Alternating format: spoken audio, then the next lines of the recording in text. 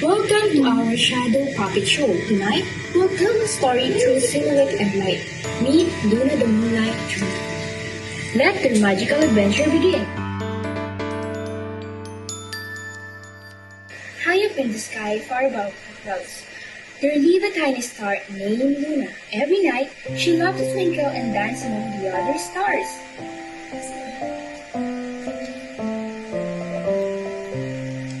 Twinkle, twinkle, little me, I'm the brightest star you'll see. Luna wasn't the biggest star, but she had the warmest heart. She often dreamed of seeing the world below. I wonder what it's like down there. The trees, the rivers, the people. It must be so exciting. Luna, be careful. The earth is far, far away. Stay close to us. I will. I just want to pick a little closer. But then, a strong wind blew across the sky. Ah! I'm falling! And down, down, down. She fell all the way to earth. Luna landed in a quiet forest. Everything looked huge and dark. Hello? Is anyone here? Everything looks so big. Wait, who's going over there? I'm Luna, a star from the sky. I fell and I don't know how to get back. Oh dear, that's far away. Maybe Wise Owl can help. He knows everything. Really? Oh, thank you. I'd love to meet you. Follow me. Let's stay close. It's so dark. And sometimes the wind plays tricks.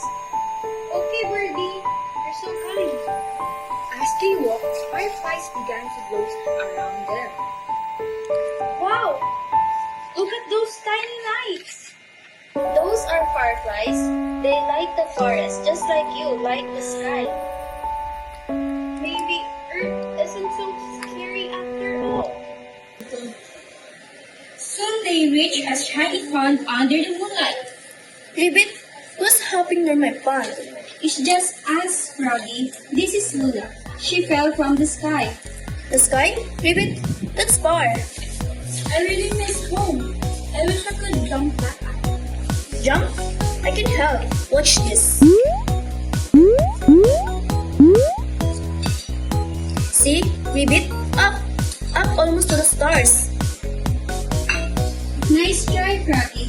But Luna needs to go higher than that. Thank you, Froggy. That made me smile. Then you must talk to Wise Owl. He knows everything. Follow the big tree path. Thank you, Froggy. You're a good friend. So, Luna and Birdie continued their journey through the forest, guided by the Froggy's thoughts. They arrived at a tall tree where the wise owl sat and wide awake. Who visit my tree tonight? It's me, Birdie. And this is Luna. She fell from the sky. Oh, my feathers! A star on the earth?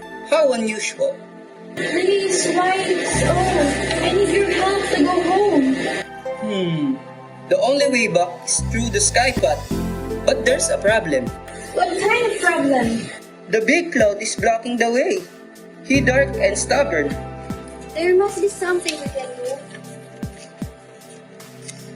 Yes, you, Luna. Must shine bright enough to chase him away.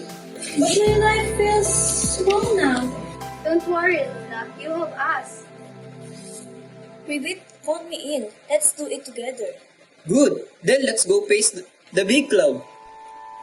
The sky rumbled and the big cloud appeared, dark, stormy, and mean-looking. Who there? Stop my rest. I'm Luna, and I need to go home. Please let me pass. No one passes through me. You are too small, too weak. Maybe I'm small, but I have a big heart, and friends who believe in me. Come on, Luna. You can do it. Don't shine low. Remember your light, Luna. It's inside you. Luna took a deep breath. She thought of her friends home and all the stars waiting for her. I can shine! I will shine! Her light grows brighter and brighter until the whole forest glows. Too bright. I can't stay here. You did it, Luna. Maybe the sky is clear again. Your courage was your power all along. Now, Luna, the path is open. You can go home. Thank you, my friends. You showed me how to shine again. Goodbye, Luna. Keep twinkling for us. Even then, look for you every night. And so, Luna floated higher and higher back to her home among the stars. Even small stars can shine big when they have friends. And from that night on, Luna twinkled brighter than ever, watching over her friends below. The end.